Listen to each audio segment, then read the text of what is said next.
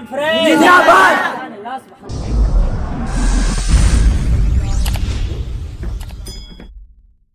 तकलीफ इस तरह हो रही थी कि मैकस इलाहाबादी साहब, उनकी तकलीफ इस तरह हो रही थी कि आंख बंद करके तकलीफ कर रहा तो कराना, टाइम का पाबंद ना वक्त का पाबंद, एक एक करके पीछे से खिसकता गया, यहाँ उठा वहाँ। अब आगे वाला बेचारे ना फंसे थे, एक एक करके बैठे। अब आगे वाला दो चार फंसे थे, वो कभी वहाँ बैठते हैं, 2 मिनट में वहाँ जाते हैं, वो फिसल जाते हैं, फिर दूसरा जाते हैं, एक एक करके आंख बंद करके हुजूर तकरीर कर रहा तो तकरीर कर रहा। अब वो आंख खोलता है तो देखता है एक आदमी, कितना देखता है? कहता है सब कहाँ कोথায়? कहता है सब पढ़ाए गए थे। अरे तो सब बोला आप ही को तकरीर समझ में आई। कहा रे আমি কি করব, हम तो फंस गए। बोला क्यों? बोला कि तुम ही बंगाली हम ही बंगाली, तो फिर तुम क्यों फंसले? बोले इसी चक्कर में तो फंसे हैं। बोला क्यों? बोला सब बिहारी लोग होशियार भाग गया, अरे हम ही बंगाली फंस गए। बोला हम सोचे कि अब भागेंगे तो आंख खोल देगा, अब भागेंगे तो आंख खोल देगा। अब बिहारी लोग बड़ा चला कि यहाँ थोड़ा कुर्सी में बैठा, वहाँ बैठा, वहाँ बैठा, धीरे धीरे भाग गया, हम ही फंस गए। बोला अगर आंख खोल दीजिएगा तो पकड़ लीजिएगा। बोला तो पूछा कि क्यों फंसा, दूसरी वजह बताओ। कहा माना साहब मेन कथा यही আছে, चौकी में जो बेडशीट है ना, बेडशीट मेरे ही है। आप तकलीफ कब खत्म कीजिए, बेडशीट लेके घर में। माइक वाले আপনারা माइक खूब ভালো আছে, आप थोड़ा सा बेच दीजिए। और माइक बहुत अच्छा है, मैं कहता हूँ कि इसी माइक को हर साल कीजिए। दुआ कर देते हैं आपकी शादी हो गई, दुआ करते हैं कि आपकी शादी भी हो जाए। आमीन सुमो आमीन। हाँ तो अभी बहुत खुशी मनाता हूँ ना, शादी के बाद पता चलेगा। क्योंकि गुलाम हसनैन साहब हैं, मैकस भाई हैं, गुलाम हसनैन से पूछिए, कहते हैं कि शादी की अभी हजरत जहाँ जहाँ जाना तकरीर करने बार बार जाइए, शादी के बाद जाइएगा वीजा बनवा के सऊदी चले जाएंगे। क्या बात है, ये भी शादीशुदा माशाल्लाह बहुत अच्छे हैं। गौसे आजम बचपन का जमाना है, गौसे आजम जंगल में खेल रहे हैं, उनका नाना का नाम अब्दुल्ला समाई है। अब्दुल्ला समाई जाते हैं, अब्दुल्ला समाई अपने हुजरे में आराम फरमा रहे हैं। गौसे आजम के नाना अपने हुजरे में आराम फरमा रहे हैं। गौसे आजम के नाना जान के पास एक खातून जाती है और खातून रो रो कर कहती है, हुजूर मेरे एक बेटा था और वो बेटा मेरा इंतकाल कर चुका है, मर चुका है। वो ज़ईफा रो रो कर कह रही है, अब्दुल्ला समाई इसे जिंदा कर दे। तो गौसे आजम के नाना कहते हैं, रुक जा, ठहर जा, जरा बाहर निकल जा। गौसे आजम के नाना के कॉल सुन करके वो खातून बाहर निकलती है। खातून निकलकर अब ये सोच रही है, आंख से आंसू निकल रहा है। गौसे आजम के नाना अब्दुल्ला समाई की निगाह लोहे महफूज पर डालते हैं और फिर कहते हैं, एक खातून जरा अंदर आ जा। जैसे ही अंदर आते हैं और अंदर आने के बाद कहते हैं कि इस बच्चे की जिंदगी में और जिंदगी नहीं है, इस बच्चे के आगे एक दिन की नहीं, एक घंटा की नहीं, एक सेकंड की भी जिंदगी नहीं है। अब बुढ़िया वहां से मायूस निकल जाती है और निकल करके रास्ता मार होता है। एक नौजवान मिलता है और कहते हैं, खातून रो क्यों रही हो? कहा मत पूछो बेटा, मुझसे मत पूछो, मेरा दिल फट रहा है। कहा बोल तो जरा सही बात क्या है? कहा मुझसे मत पूछो, वरना बयान करने के काबिल नहीं हूँ। वो खातून के बाबा सुन करके वो नौजवान का ताब निजात बोल तो जरा बात क्या है? उस वक्त कहने लगते हैं, बहुत जरा उस वक्त कहते हैं, सुन सुन मेरे पास एक ही औलाद है, एक ही बेटा है। वक्त के कुतुब, वक्त का बादशाह, वक्त के वली, वक्त के वली, वक्त के हजरत के पास गया। अब्दुल्ला समाई नाम है, मेरे बच्चे इंतकाल कर गया है, इसे जिंदा कर दो। उसने कहा इसकी जिंदगी आगे नहीं है। एक खातून तुझे समझ में नहीं आती बात, ये बच्चा जिंदा नहीं होगा। ठीक बच्चा को लिया और बच्चा को लेकर के वो नौजवान ने कहा, अरे सुन सुन, उसका एक नवासा है, उनका एक नाती है, उनका एक नवासा है, जंगल में बच्चों को लेकर खेलता है, जहाँ बच्चों को सुला करके और वो कहता है कि मोटू तुम सब मर जाओ, और कहने के बाद जंगल के किसी कोने में जाता है, अल्लाह की इबादत करता है, रसूल पाक पर दुरूद पढ़ता है। अगर उस बच्चे के बीच में तुम्हारे बच्चे सो जाएंगे, तुम्हारे बच्चे सो जाएंगे, तो मेरा अकीदा कहता है कि वो जब आते हैं झाड़ से अंदर से बयाबान से और कहते हैं कुमू, ये बच्चे जिंदा हो जाओ, सब जिंदा हो जाओ। जरा ध्यान से सुनना। अब बच्चा को मार चुका है, जब गौसे पाक अपने दोस्तों को कहता है, अपने साथियों को कहता है मुतु, तो हकीकत में सारे बच्चे मर जा रहे हैं। बुढ़िया को कहा जाओ, हकीकत में बच्चे मर जाते हैं। उसी के बीच में सोला फेरा जैसे ही आया और कहने लगा गौसे आजम एक छोटा सा बच्चा है, उस वक्त उनका बचपन का जमाना है। गौसे आजम ने कहा मुतु, ये बच्चे तुम सब मर जाओ। हकीकत में सारा बच्चा, सारा साथी, सारा दोस्त मर गया। वो गौसे आजम जाता है एक जंगल के अंदर में और इबादत करता है, अल्लाह की इबादत करता है, अल्लाह का हमदो सना करता है, मुस्तफा जाने रहमत पर दुरूद पढ़ता है। अब वो जब आता है तो कुमू करता है, सारे बच्चे जिंदा हो जाते हैं। अब जरा ठहर जाओ, उस वक्त बचपन का जमाना है, कुमू कहता है, सारा बच्चा जिंदा हो जाता है। अब वो खातून देखने लगती है, बगल से देखती है कि गौसे आजम अपने साथियों को कब सुलाएगा।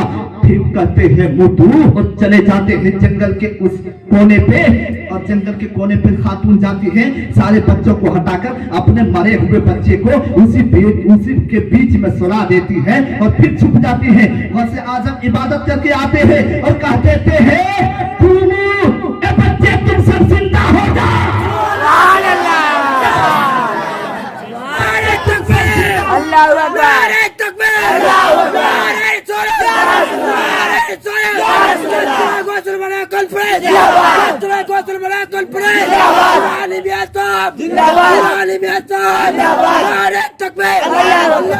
अब गौसे आजम ने कहा कुमू, ये बच्चे तुम सब जिंदा हो जाओ।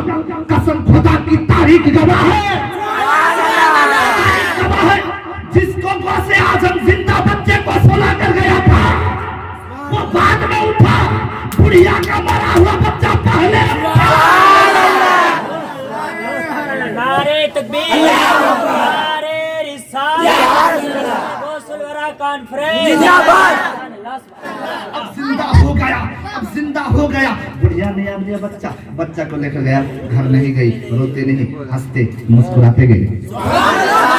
अब मुस्कुराते हुए कहीं और नहीं, गौसे आजम के नाना के पास। गौसे आजम भी वली, उनके नाना भी। अब आ गया, आपने कहा था ना बच्चा मरा हुआ है, जिंदा नहीं होगा, ये तो मुस्कुरा रहा है। किसने जिंदा किया पता नहीं, उसका चेहरा चांद की तरह चमकता है। बच्चे को मैंने पहचाना नहीं, बच्चे को मैं जानता नहीं, लेकिन बच्चे का चेहरा चांद की तरह चमकता है। तब गौसे पाक के नाना ने समझा कि वो कोई और नहीं, वो मेरा नवासा अब्दुल कादिर करने लगा। कहाँ है अब्दुल कादिर? ऐसे ही नहीं, एक डंडा लिया हाथ में, किधर है तलाश करने लगा। देखा अब्दुल कादिर जंगल में खेल रहा, आते देखा ना, उससे पहले गौसे पाक की नजर नाना पे पड़ी और गौसे आजम ने समझ गया आज मेरा नाना मेरी खैरियत ठीक कर देंगे। डंडा किधर है गौसे आजम? उसकी खैरियत नहीं। अब गौसे आजम ने देखा और कहा ए मेरे दोस्तों, देख कर क्या हो, देख मेरा नाना आ रहे हैं, वरना मुझे तो पिटेंगे, तुम्हें भी पिटेंगे। गौसे आजम आगे आगे, दोस्तों साथी पीछे पीछे। जब कहा गौसे आजम ने, अरे दोस्तों देखते क्या हो, चल मेरे पीछे, देखते क्या हो, मेरा नाना आ रहे हैं। जब आगे बढ़ा तो गौसे आजम एक मोहल्ला से गुजरने लगा और मोहल्ले में कहता है घर के अंदर रहने वाले लोगों,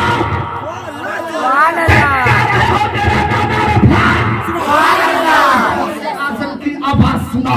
वो तमाम घर वाले घर से निकलते हैं, मोहल्ले वाले गौसे आजम के साथ आगे गुजरा, गली वाले साथ और आगे गुजरा। गौसे आजम कहते हैं भागो भागो नाना आ रहे हैं, और आगे गुजरा, शहर से गुजरा, भागो भागो नाना आ रहे हैं, नगर से गुजरा, भागो भागो नाना आ रहे हैं, भागो भागो नाना आ रहे हैं, नगर से गुजरा, भागो भागो नाना आ रहे हैं। जब कहा भागो भागो नाना आ रहे हैं तो तो शहर वाले ने जब कहा तो शहर वाले साथ, नगर में जब कहा तो नगर वाले साथ, देहात में जब कहा देहात वाले के साथ। जब कब्रिस्तान से गुजरा,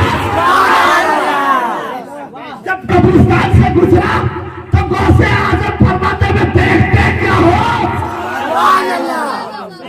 देखते क्या हो, टुकुर टुकुर उठ, कब तक सोते रहोगे, कब तक सोते रहोगे, उठ देख मेरा नाना के हाथ में एक डंडा हो। अब जैसे ही गौसे आजम ने कहा उठ देखते क्या हूँ, तो तारीख गवाह है कसम खुदा की, कब्रिस्तान के सारे मुर्दे गौसे पाक के पीछे उठकर दौड़ने लगे।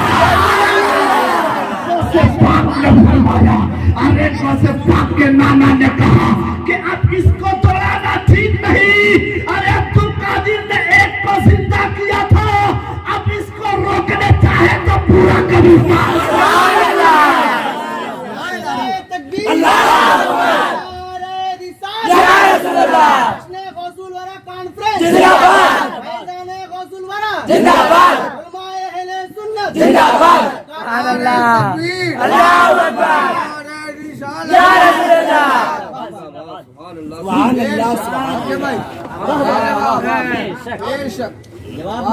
दूसरे मजहब के ताल्लुक रखने वाले एक खातून दरिया किनारे अपने आंसुओं को बहा रही थी और रो रही थी। गौसे आजम अपने मुरीदों के चंद मुरीदों के साथ गया और गौसे आजम ने फरमाया, पूछ ये खातून रो क्यों रही है। गौसे आजम के मुरीद ने क्या कहा पता है? गौसे आजम के मुरीद ने कहा, हजरत ये दूसरे मजहब से, कहा कोई भी मजहब से हो, रो क्यों रही है? क्योंकि गौसे आजम किसी के आंसू को देख ना सकते। अब गौसे आजम जैसे ही हुक्म दिया मुरीद का है, खातून आप रो क्यों रही है, तो खातून ने कहा, अरे आज से नहीं, मैं तो 12 बरस से रो रही हूँ, मैं 12 बरस से रो रही। अच्छा बता दो तो मजबूरी है क्या? खातून ने कहा कि मजबूरी सिंगन करोगे क्या? मुरीद ने कहा, जो भी मेरे गौस के पास अपने मुश्किलात सुनाया, मुश्किलें भी मुश्किल में डल गई, मुश्किल भी मुश्किल में आ गई। जब गौसे आजम का फैजान हो गया, गौसे आजम ने कहा कि पूछ, जरा जोर से पूछ। जैसे ही गौसे आजम के पास, गौसे आजम के कॉल सुन करके वो खातून के पास कहा कि 12 बरस से क्यों रो रही है, बता मजबूरी क्या है। उसने कहा, मेरा एक बेटा था, एक ही बेटा था, एक ही लाडला था, एक ही प्यारा बेटा था, ना कोई बेटी मेरे पास, ना कोई इसके अलावा कोई बेटा। तो कहा हुआ क्या, बोलता जरा। कहने लगी गौसे आजम से, सुन मेरा एक बेटा जिसकी शादी हुई थी, शादी का काम लगा तो दरिया के उस पार लगा, इस पार नहीं। आगे बढ़ो, आगे बताओ। कहा कि उस बार जब रिश्ता तय हुआ, शादी के लिए बाराती यहाँ से निकली, उस वक्त यहाँ से जाने की एक कश्ती तैयार हुई, उसमें बाराती के काफी लोग थे। आते वक्त ऐसा हुआ, दुल्हन को लेके आने लगे और दुल्हन भी उसी कश्ती में थी, दुल्हा भी उसी कश्ती में है, कितने बाराती उसी कश्ती में है। आते